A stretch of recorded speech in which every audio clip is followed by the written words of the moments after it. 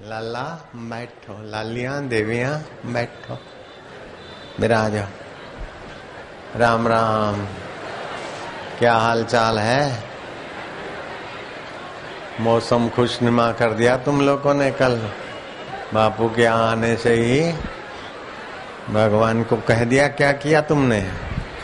नारायण नारायण नारायण। बाप रे बाप, पहले सत्र में पंडाल छोटा, पंडाल बढ़ाना चालू कर दो सेवादारी। बैठते जाओ बेटे। मैं आपसे एक सवाल पूछता हूं, जल्दी बैठोगे तब ना? जल्दी बैठेगा, हम कहता है ना। आप लोग सत्संग, ध्यान, भजन, तपस्या, साधना के लिए आए हैं ना? हाँ? अपना जीवन का उद्धार करने के लिए आए हैं। तो फिर ये क्या नाचना कूदना, ये क्या कर लिया तुमने? नाचने कूदने के लिए आए थे क्या? काहे को नाच रहे? नानक सदगुरु भेटिया दई ऐसी जुगत, हसंदियां खिलंदियां खावंदियां पहनंदियां बिच होए मुगत। ये सनातन धर्म की, हिंदू धर्म की महानता है कि हंसते खेलते नाचते कूदते, अरे युद्ध जैसे घोर कर्म करते हुए भी ब्रह्म ज्ञान पा सकते। ये भारतीय संस्कृति की महानता है। भगवान शंभ सदाशिव समाधि में रहने वाले महादेव, और वो जब समाधि से उठते तो डमरू लेकर धीमक धीमक धीम धीमक धीमक धीम नाचे भोलानाथ। धीमक धीमक धीम नाचे भोलानाथ। मृदंग बोले हर हर हर ओम, मृदंग बोले हर हर हर ओम। डमरू बोले शिव शिव शिव ओम, डमरू बोले शिव शिव शिव। वीणा बोले साई ओम साई ओम, वीणा बोले रब ओम रब ओम। नाचे भोलानाथ। धीमक धीमक धीम धीमक धीमक धीम नाचे भोलानाथ।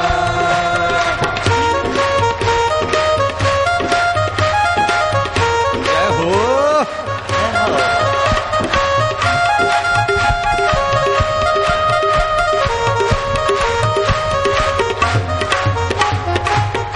नारायण नारायण। अब ये शिव जी का तो प्रसाद सुन लिया, लेकिन भगवान कृष्ण बंसी बजाते हुए, रासलीला करते हुए ऐसी एक निगाह डाल देते हैं। सुना है ब्रह्मज्ञानी की दृष्टि अमृत वर्षी। 4 प्रकार की हंसी होती है। Who who who who who who हा हा हा हा हा। दैत्य दानव हास्य वो हमारे देश का था, और वहां धक्के खा खा के फिर हमारे देश में लाफिंग क्लबों के रूप से घुसा है। हम उसका भी स्वागत करते हैं, हमारा विरोध नहीं होता किसी बात का, ठीक है। लेकिन ये हु हा हा लाफिंग क्लब वालों को मैं सलाह देता हूं कि किसी का हार्ट कमजोर हो तो उसको मत कराना हु हा, नहीं तो हार्ट हु हा हो सकता है। गर्भवती हो तो उसको लाफिंग क्लब में हा। ये दैत्य दानव हास्य उनके लिए नहीं है, नहीं तो बच्चा गर्भस्थ शिशु हा हो ही सकता है। और जिसका ऑपरेशन हो गया है, टांके नए हैं, उसको भी मत ले जाना हु तो टांके भी हा हो सकते हैं। इससे बढ़िया हास्य है देव मानव हास्य। देव एक परमात्मा है, उसका नाम रिपीट करो। जैसे जनरेटर घूमने से विद्युत बनती और उस विद्युत से सारे इंस्ट्रूमेंटों में जान आ जाती, ऐसे भगवान का नाम लेते लेते एक प्रकार की आध्यात्मिक ऊर्जा बनती है। हृदय और पेट के बीच जो जगह है उसमें एक मसाज फेफड़ों की और नस नाड़ियों की एक सात्विकता का बहुत बड़ा भारी फायदा होता है देव मानव हास्य में। तीसरा हास्य होता है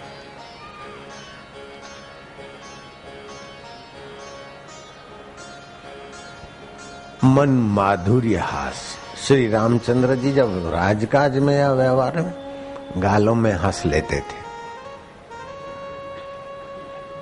मीठी चिंतवन। और चौथा हास्य इससे भी ऊंचा होता है, उसको बोलते ब्रह्मज्ञानी और भगवत हास्य। ब्रह्मज्ञानी अपनी नजर डाल देता है, हंसे चाहे न हंसे, खाली निगाह घुमा दिया। आना तुम्हारे हाथ की बात, जाना फिर उस ब्रह्मज्ञानी के हाथ की बात है। श्री कृष्ण बंसी बजाते बजाते जरा सा तिरछी नजर से यूं न्यार देते थे।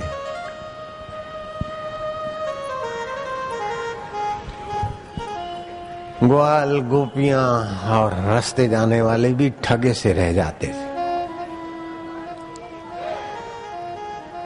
तुम्हारे बाप की जय। चुप रहो, मेरी जय बोलोगे तो मैं सुना दूंगा। आजकल कोई मेरी जय बोलेगा तो मैं नाराज होकर बोलूंगा तेरे बाप की जय, तेरे दादा की जय। चुप रहे, बड़े आए, बापू जी की जय।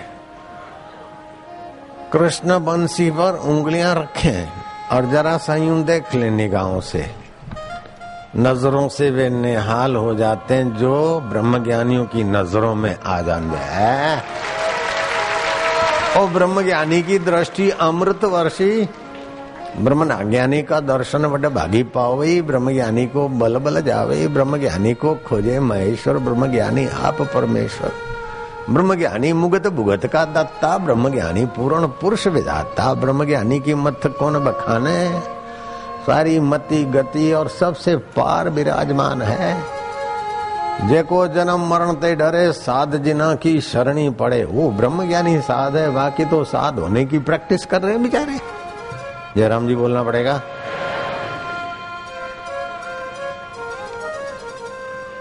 पले पले ओ बापू जी, पले पले। अब मैं माइयों की एक खास बात बताना चाहता हूं। माया, तुम्हारे दिल की बात मैं जानता हूं। मैं इस बात में अंतर्यामी हो गया हूं, आजकल वीवीआईपी बन गया हूं। जयराम जी बोलना पड़ेगा।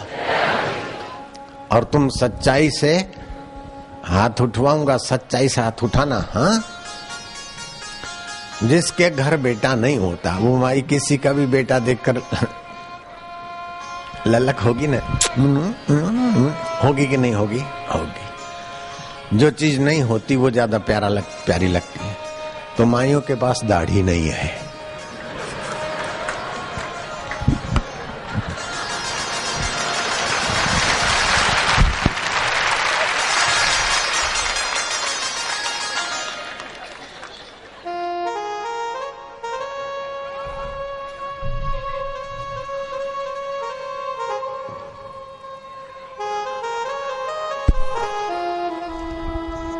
माइयों के पास दाढ़ी नहीं है,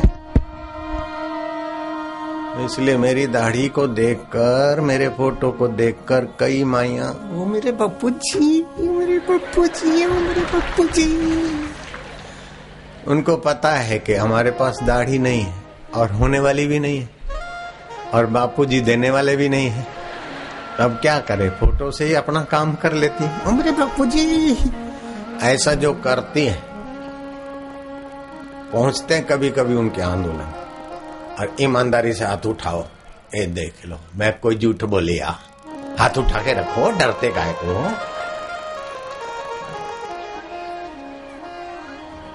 अवतार हेनरी खाद्य मंत्री भी बैठे हैं।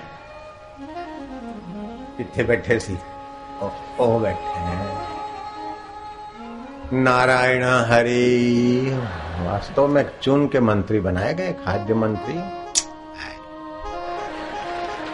सरकार ने ठीक बोल्ड व्यक्ति को खोजा और प्रजा के लोग भी ऐसे ही बने। और उसके लिए चाय और कॉफी में 10 प्रकार के जहर, उन जहरों से प्रजा बची।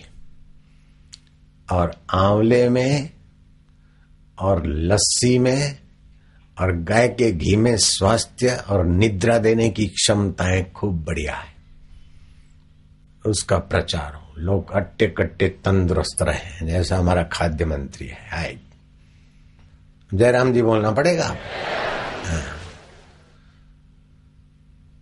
अब आपको मैं सुनाता हूं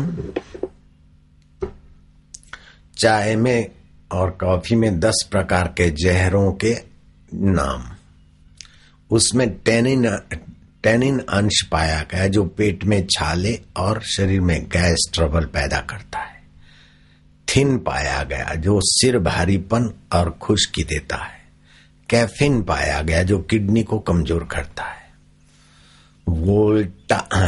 वोलाटाइल पाया गया जो आंतों को हानि करता है। कार्बोलिक एसिड है जो एसिडिटी पैदा करता है। एसिडिटी तो समझते गैस बदाजमा। पैमिन पाया गया जो पाचन को कमजोर करता है। एरोमोलिक पाया गया जो आंतों को हानि देता है। साइनोजन जो अनिद्रा और लकवा को बुलावा देता है। अनिद्रा के रोग बढ़ते जा रहे हैं।